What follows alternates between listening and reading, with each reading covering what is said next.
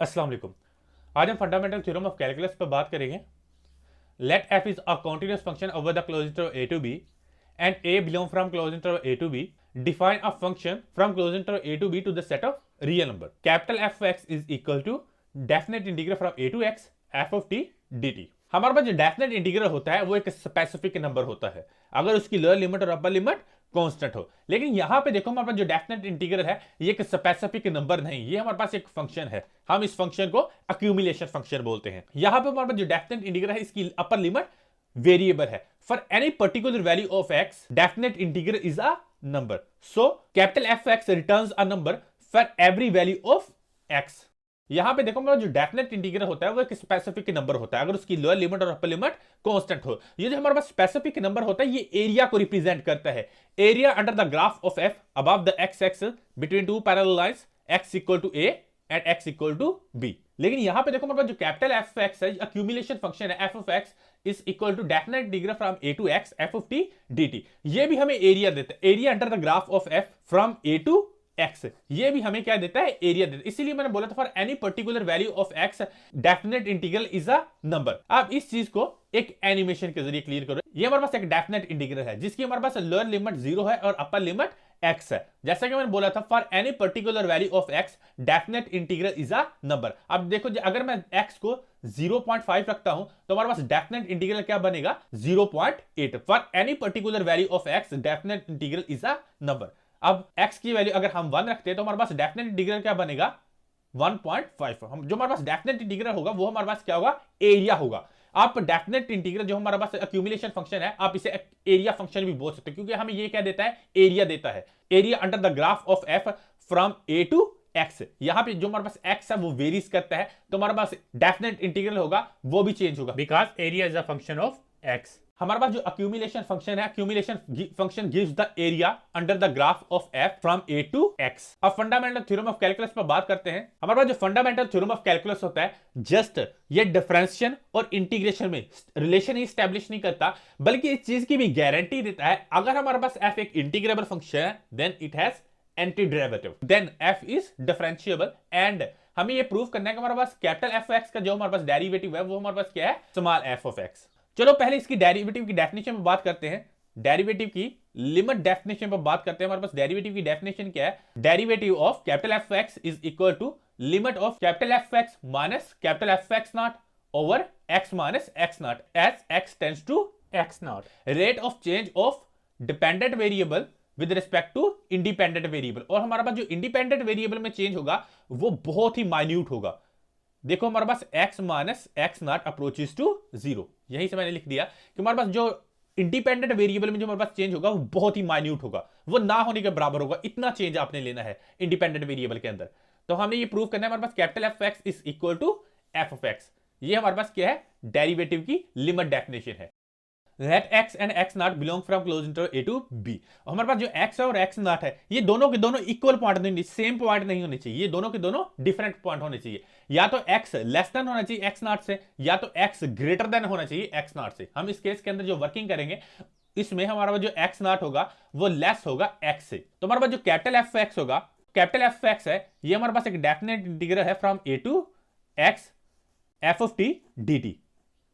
और हमारे पास जो कैपिटल एफ एक्स नॉट होगा, capital F of x naught is equal to definite integral from a to x naught F of T D T.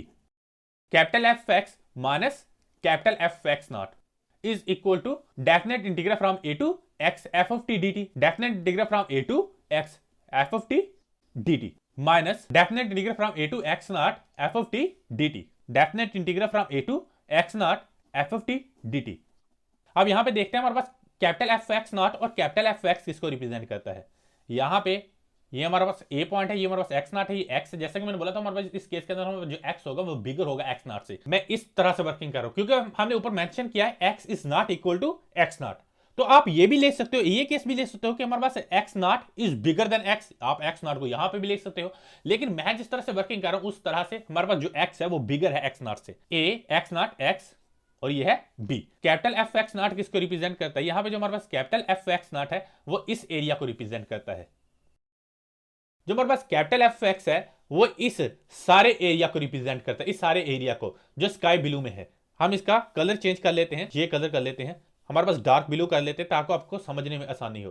तो हमारे पास जो कैपिटल एफ ऑफ एक्स है वो इस सारे एरिया को रिप्रेजेंट करता है, और हमारे पास जो कैपिटल एफ एक्स नॉट है वो जस्ट इस एरिया को रिप्रेजेंट करता है। यहां पे जो मेरे पास एक्स है वो बिगर है एक्स नॉट से, तो मैं इस लिमिट को तोड़ दूंगा ए से एक्स नॉट तक और एक्स नॉट से एक्स तक। Definite integral from a to x naught F of T D t plus x naught to x F of T D t minus definite integral from a to x naught F of T D t.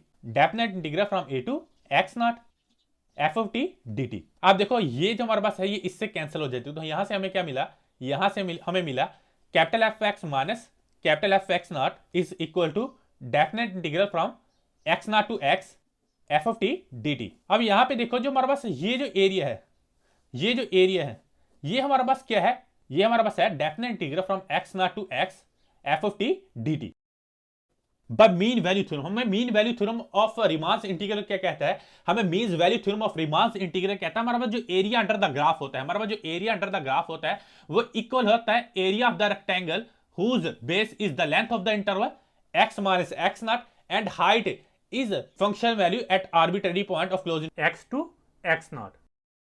ये जो हमारे पास area under the curve है from x naught to x, जो हमारे पास dark blue colour में जो हमारे पास एरिया अंडर द कर्व है वो इक्वल है area of the rectangle whose base is the length of the interval and height is function value at arbitrary point of closed interval x naught to x।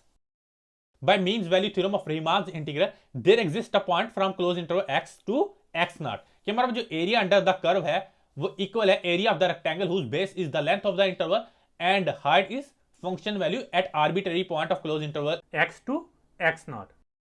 Capital F x minus capital F x naught is equal to हमारे पास जो definite integral है, definite integral from X to x naught वो किसके equal है, X minus x naught F of C. हमारे पास जो एरिया अंडर द कर्व है वो इक्वल है area of the rectangle whose base is the length of the interval and height is function value at arbitrary point of closed interval x to x naught। तो यहां पे x minus x not से दोनों side पे divide करो, तो ये क्या जाएगा capital F x minus capital F x naught over x minus x naught is equal to f of c taking limit on both side, limit x tends to x naught, limit x tends to x naught. तो यहां पे देखो ये हमारे पास क्या है, limit x tends to x naught capital F x minus capital F X over x minus x naught, ये हमारे पास है derivative at x naught is equal to हमारे पास यहां पे इस चीज को क्लियर करो, इस चीज को फिगर के जरिए क्लियर करो।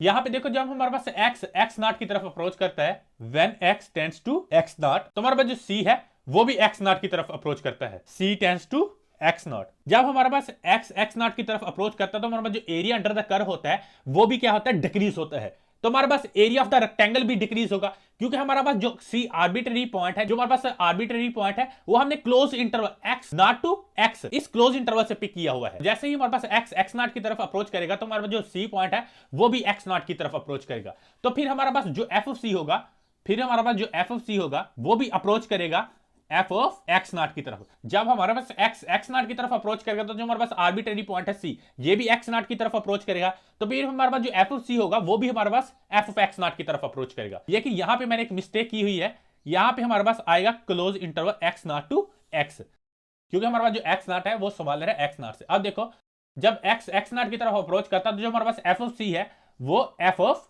एक्स नॉट की तरफ अप्रोच करता है। यही हमने प्रूव करना था। हमारे पास कैपिटल एफ का डेरिवेटिव क्या है, small F. Thanks for watching this video. Allah Hafiz.